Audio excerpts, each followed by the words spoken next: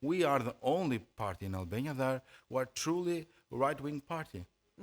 And we believe that government is a problem in this country. If we have less government, less power, if government should not decide who's going to be rich and who's going to be poor, then economy will be grow. And this is the only way to grow economy, the only way that people could have more money in their pocket. This is simple. This is our vision. Lavdrim, any comments on that? And then Now, I have another question. I was trying to work out what political party represents, and I get it now. Of course, the only true right-wing party. You see, for me, Alice, politics is a mission. Politics is a service. Members of parliament or even candidates, there are nearly 1,000, more than 1,000 candidates. They are people who are seeking to become public servants, not to be in a position where they can abuse power from, which is what has happened in Albania forever, really, but definitely for the past 34 years. So politicians need to see themselves as missionaries of their ideas, their vision for the future of the country. But I insist, integrity is extremely important, because you have nowadays, for example, during the campaign, I don't know about Mundsia, but I am certain that you have also seen there are candidates who are actually fighting for their political life, but not through politics. They have to deal with the judiciary. But yet they represent political parties to become members of parliament only for them if democracy works and if a judiciary continues to become more and more independent.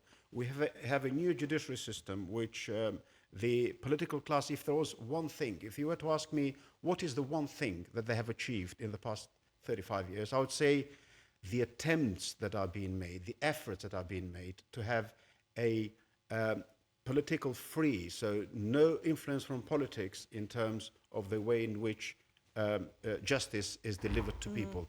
After all, people want justice, and it doesn't just mean the institutions that we have, the Special Prosecution Office, the Special Court Service, etc., but in day-to-day life for people. People want to have justice when they go to hospital, public services, or when they go to the local authority, to the councils to get services. People want to see justice when they go to universities or when they travel by public transport. Healthcare, far more important, of course. But we don't see any of this. Yes, there has been improvements, and I quite agree with you. But who are we to compare with 30, 40 years ago? That's the purpose of democracy. That's why we have elections every 4 years, not every 40 years, not like in communism. And I appreciate you are a historian, so you know far more than I do on this subject. But in the principle in communism was that the leader will be the leader until he either dies or he's declared a traitor to the nation. There's a coup d'etat. A coup d'etat within the party. Yeah. They should be, I mean, people should refuse that type of politics. I'm not naming names, but I'm sure that we agree. You've been here for nearly 8 years now, and you've seen the same faces. When I go to the UK, and I go very often, every time I go, I see new faces in government. Every time I go, I see new faces. Someone gave me an update on British politics the other day because I don't follow it, and I was like, "But who are these people?" But he's not the Prime Minister anymore, you know. And I didn't know because they changed. We have had 7 Prime Ministers in the United Kingdom since 2010. Yeah, which is not Only necessarily a good. I'd say that's overkill. Probably there was an inflation this time around of prime ministers. But what I'm trying to say is that when people seek change, that is the best thing that politics produces. Democracy produces a new government, and as I said, not necessarily from a different party, but also new ideas coming on. I've spoken to lots of people, and I'm kind of on this train of thought myself as well. And no disrespect to the smaller parties, because I really support the emergence of smaller parties and independent parties. But there's also this thing of, I look at the main opposition coalition, I think, oh my God, what a mess. You know, this is, it's a mess. Are you potentially going to be in prison if you make it to Prime Minister? You know, what's going on here? And then I think, or I could have more of the same, because it's stability. There's not going to be the chaos of a government changing the whole country coming to a standstill. You know what you get. You know how it's going to be. And I think a lot of people think like that as well. They're scared of this idea of change, the chaos that it brings. Because, if the opposition comes into power, everyone in public administration is going to lose their job.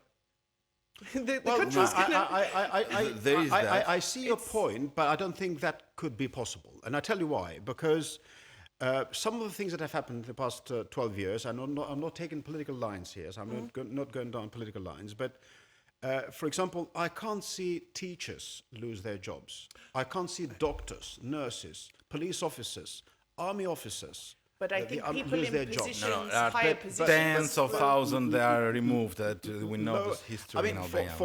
And you know this, I know, although you're far younger than I am, but you know this, that this is something that started to happen in early 1990s. Unfortunately, no political party in Albania that has gained power has had enough power within itself to actually make them independent. Public services are services for the people. They should be there providing a service regardless of who is in power and who is the opposition. Opposition often, and I know that you are from a party that is the opposition, they don't realize, I think, how much power they have, which is the power of scrutinizing the government for the right reasons, to make sure that the government does what it says it will do, so to keep to its promises, but also what is in the interests of the public. And we hardly see this. No, in my they need 4 to years spend more time pushing for absolutely. change rather Have than you throwing seen mud. in the campaign, It's for tiring. example, I don't see any party leader explain, let alone candidates. I don't see any candidates, but even party leaders explaining to the people what is the manifesto of their party and how's it costed. Why is it important that I, as a citizen of this country, would I be better off, for example, paying a flat rate of tax, 10%, I think, proposed by the a lot of people don't even know opposition? what they pay. You proposed 8%. Okay, 8. You can play with numbers, but at the end of the day, what people want, and as a voter, as a citizen of the country, I want to know if immediately, if I had the choice of 8 or 10, I'd go for 8. Okay, I'll answer that. So most people will go for 8.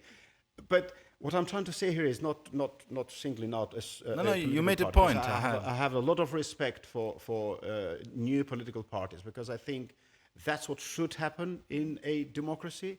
And especially this happens when within the party there's no space for you to express your views and to express your opinions. That's and one to of the express points. your feelings. That's how smaller political parties emerge from within the parties. And I'm sure that will happen to the Socialist Party as well. Because, God forbid, we won't be in power for 40 years, as long as the Communist Party of Albania was. We've been there for 12. Yes, I know we're fighting for a 4th term, but then all political parties fight a campaign in order to win the elections. But I hope that we don't go down the lines of communism, where one political party remains in power for decades and decades and decades, because it just decays and decays and destroys democracy.